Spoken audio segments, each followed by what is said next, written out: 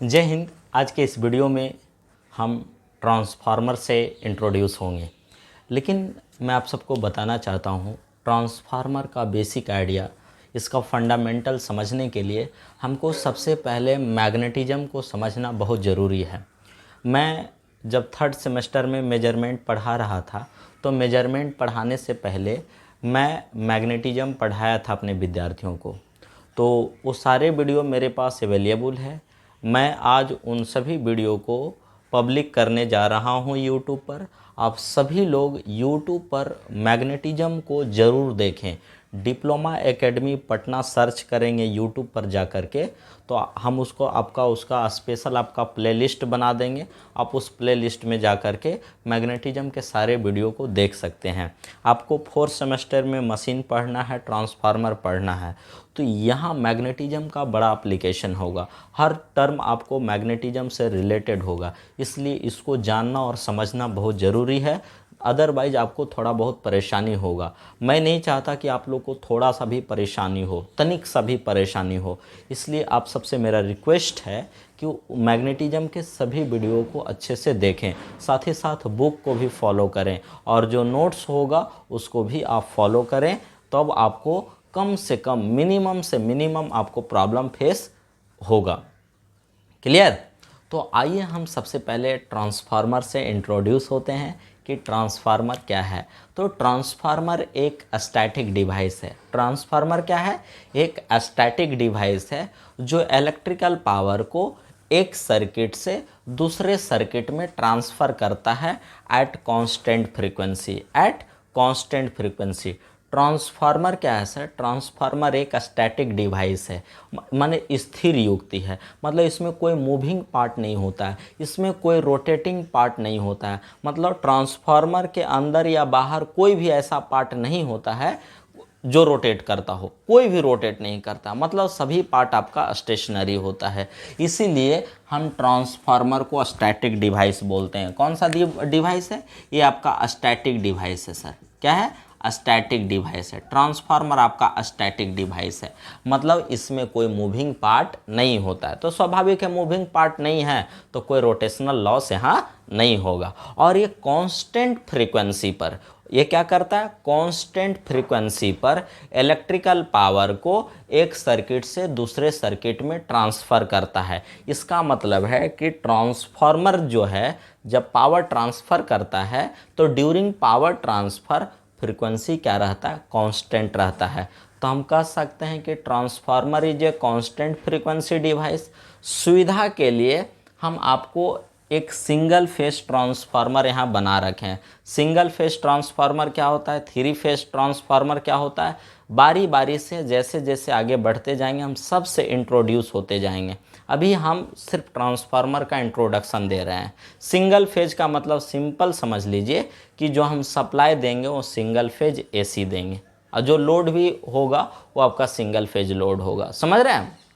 तो देखो, ये आपका ट्रांसफार्मर आपका दिख रहा है सर, सिंगल फेज ट्रांसफार्मर है, जिसमें हम आपको दो बाइंडिंग दिखाएं। एक बाइंडिंग ए है और एक बाइंडिंग ए है। समझ रहे हैं? तो जिधर हम सप्लाई दे देंगे, ट्रांसफार्मर के जिस बाइंडिंग में हम सप्लाई दे देंगे उसको प्राइमरी वाइंडिंग बोल देंगे। क्या बोल देंगे? प्राइमरी वाइंडिंग बोलेंगे। क्या बोलेंगे? Primary winding. और जिधर हम लोड कनेक्ट कर देंगे सर, जिधर हम लोड कनेक्ट कर देंगे, देख लो, जिधर हम लोड कनेक्ट कर देंगे उसको हम क्या बोलेंगे? सेकेंडरी वाइंडिंग बोलेंगे। सेकेंडरी, समझ रहे हैं? उसको सेकेंडरी वाइंडिंग बोलेंगे। अभी स्टेप अप और स्टेप डाउन मत लाइएगा दिमाग में कि स्टेप अप क्या होता है, स्टेप डाउन क्या होता है, high voltage low voltage transformer क्या होता है, ये सब अभी नहीं आपको दिमाग में लाना है। अभी हम सिर्फ इंट्रोडक्शन दे रहे हैं। तो ये आपको सिंगल फेज ट्रांसफार्मर दिखाया गया है। तो कह रहा है कि ट्रांसफार्मर क्या है? एक स्टैटिक डिवाइस है। स्टैटिक कहने का मतलब है there is no moving part, there is no moving part, मतलब इसमें कोई मूविंग पार्ट नहीं होता है। समझ रहे हैं? और ये जो है वो इलेक्ट्रिकल पावर को एक सर्किट से दूसरे सर्किट में ट्रांसफ़र करता है एट कांस्टेंट फ्रीक्वेंसी। ये क्या करता है? कांस्टेंट फ्रीक्वेंसी पर सिर्फ इलेक्ट्रिकल पावर को ट्रांसफ़र करता है। क्या करता है? इलेक्ट्रिकल पावर को ट्रांसफ़र करता है। इसका eight constant frequency, eight constant frequency. इसका मतलब है कि ट्रांसफार्मर में फ्रीक्वेंसी कांस्टेंट रहता है, इसलिए हम कह सकते हैं transformer is a constant frequency device.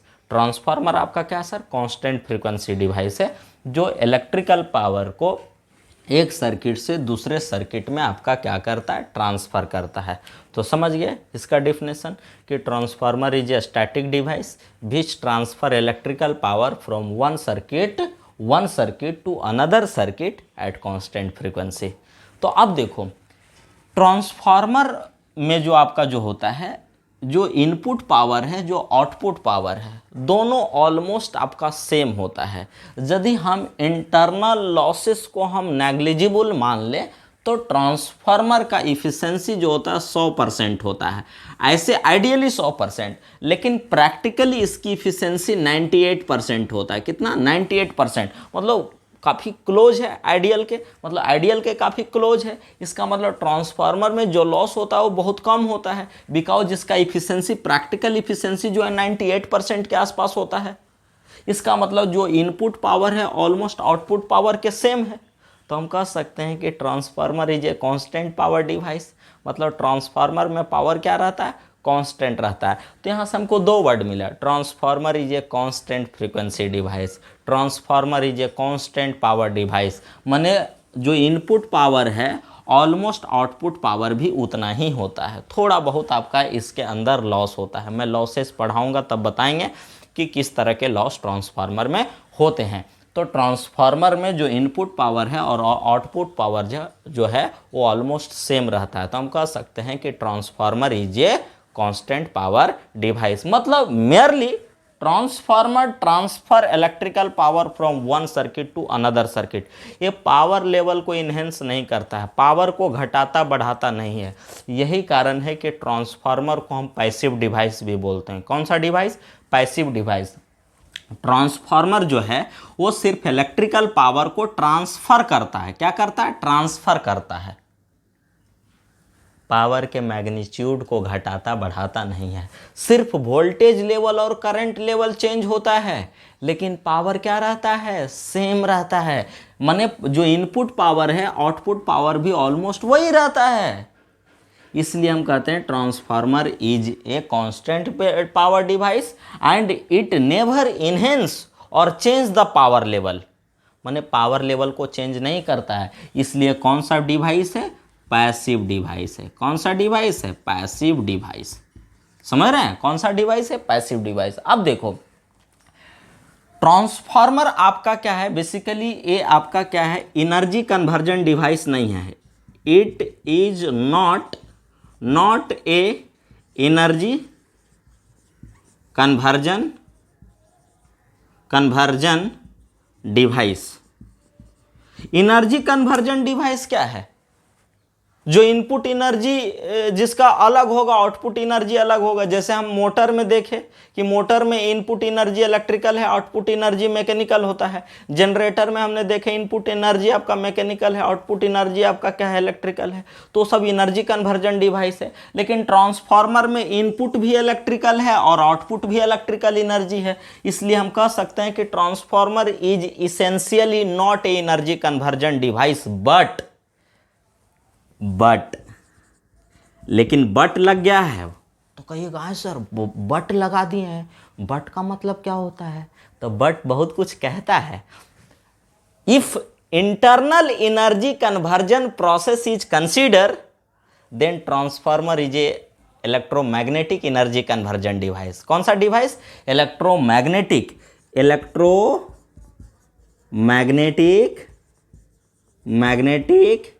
Energy conversion device. इसका मतलब क्या होता है कि यदि हम इंटरनल एनर्जी कन्वर्जन को हम कंसीडर करें ट्रांसफार्मर में, तब तो ये इलेक्ट्रोमैग्नेटिक एनर्जी कन्वर्जन डिवाइस है। कौन सा डिवाइस है? Electromagnetic energy conversion device. कहिएगा कैसे सर?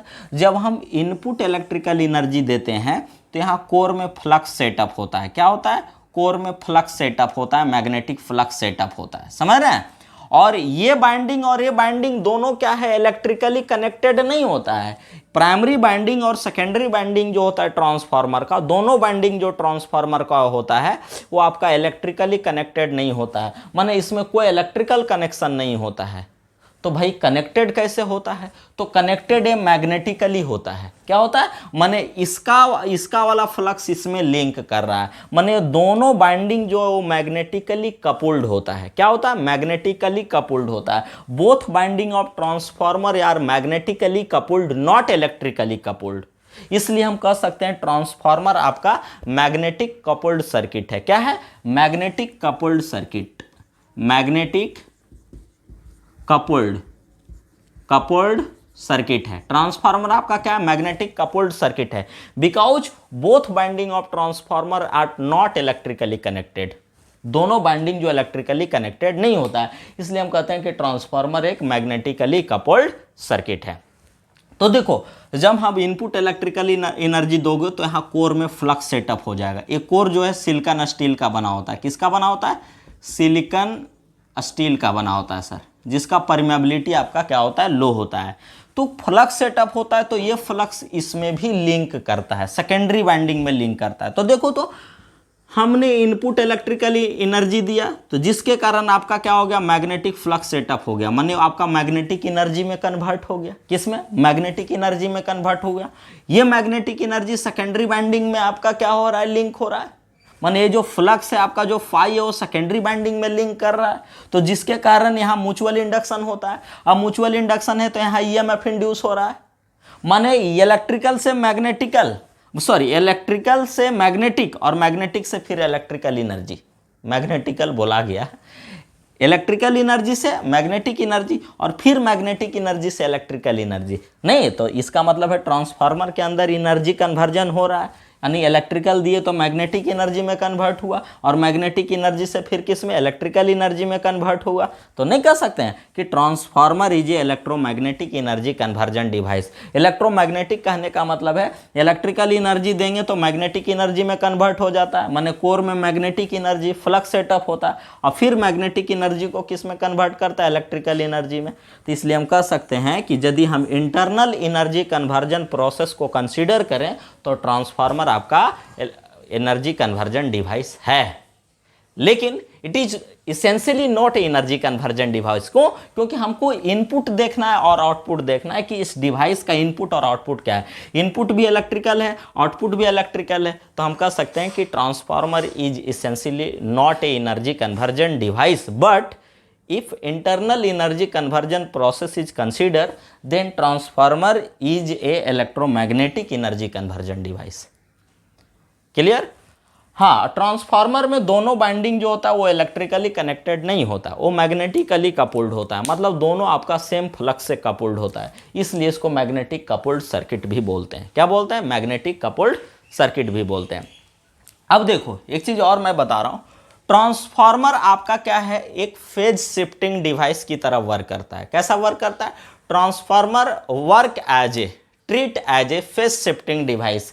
माने आपका यदि इनपुट वोल्टेज ऐसा है सर, ऐसा है, तो आपका आउटपुट वोल्टेज ऐसा मिलेगा, मतलब ये almost 180 degree out of phase, almost 180 degree out of phase.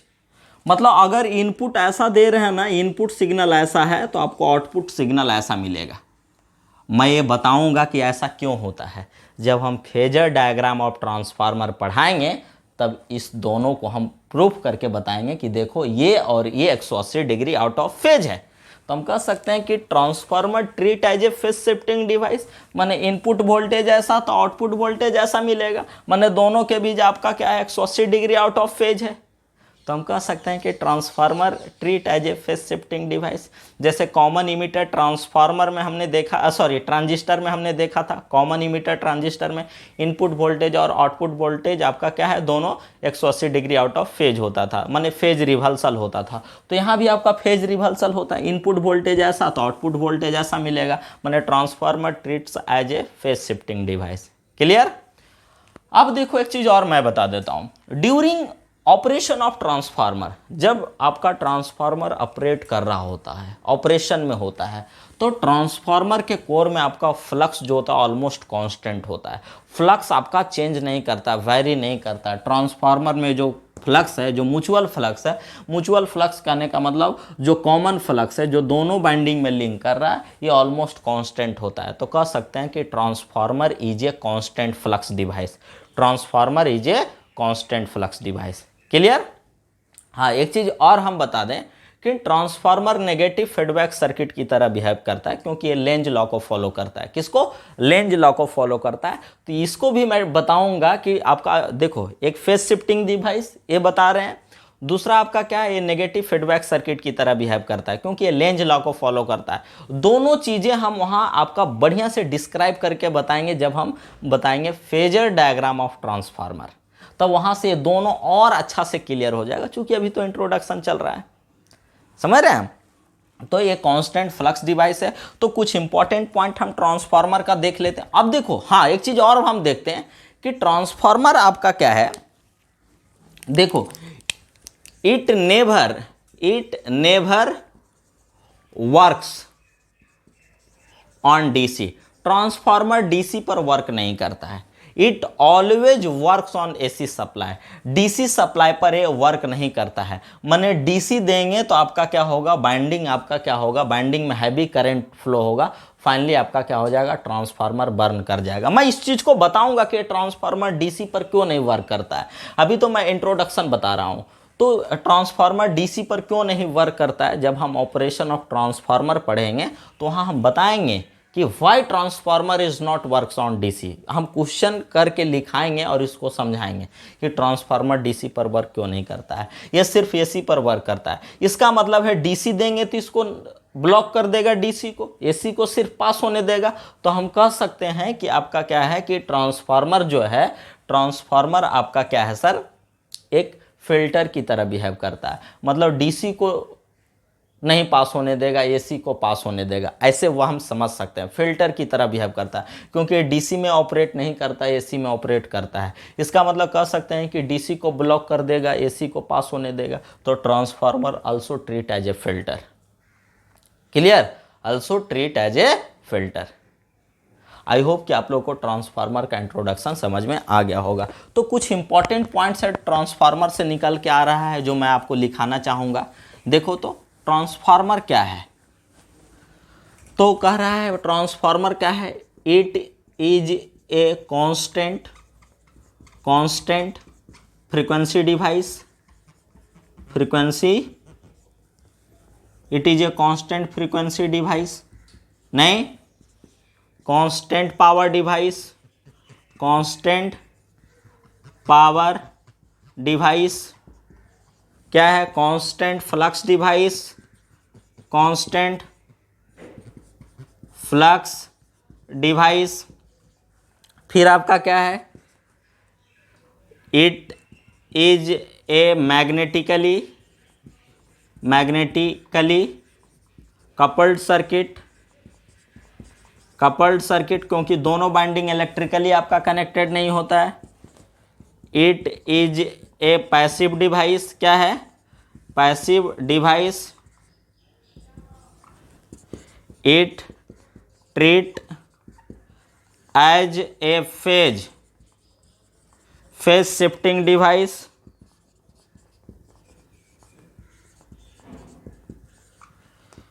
It works as a negative feedback circuit. It block DC but allow AC. It means it act as a filter. तो देखो transformer का कुछ conclusion निकल करके आया। क्या conclusion? It is a constant frequency device. इसको हम पहला भी बोल सकते हैं, it is a static device. पहला ऐड कर दो, एक और ऐड कर दो इसमें। It is a static device. Static device. Transformer क्या है? एक स्टैटिक डिवाइस है, एक कांस्टेंट फ्रीक्वेंसी डिवाइस है, कांस्टेंट पावर डिवाइस है, कांस्टेंट फ्लक्स डिवाइस है। It is a magnetically coupled circuit, दोनों बाइंडिंग आपका इलेक्ट्रिकली आइसोलेटेड होता है। It is a passive device, it treat as a phase shifting device, it work as a negative feedback circuit, क्योंकि ये Lenz law को follow करता है। It block DC, DC को ब्लॉक करता है, बट एलो एसी माने एसी को पास होने देता है। It means it act as a filter. कैसा बिहेव करता है? फिल्टर की तरह बिहेव करता है। कौन? ट्रांसफार्मर। तो ये ट्रांसफार्मर से रिलेटेड कुछ आपका इंपॉर्टेंट पॉइंट था। इट मीन्स ये ट्रांसफार्मर का इंट्रोडक्शन था। अगले वीडियो से हम ट्रांसफार्मर का प्रॉपर धीरे धीरे और परिचय करवाना शुरू करेंगे कि ट्रांसफार्मर के धीरे धीरे अंदर धीरे धीरे पहुंचना स्टार्ट करेंगे कि ट्रांसफार्मर में क्या होता है, कैसे वर्क करता है, किस प्रिंसिपल पर वर्क करता है, ये सारे कुछ हम बताएंगे। उसके बाद कंस्ट्रक्शन पढ़ेंगे, उसके बाद फिर details of transformer. I hope कि आप लोग को इंट्रोडक्शन समझ में आ गया होगा। बहुत बहुत धन्यवाद।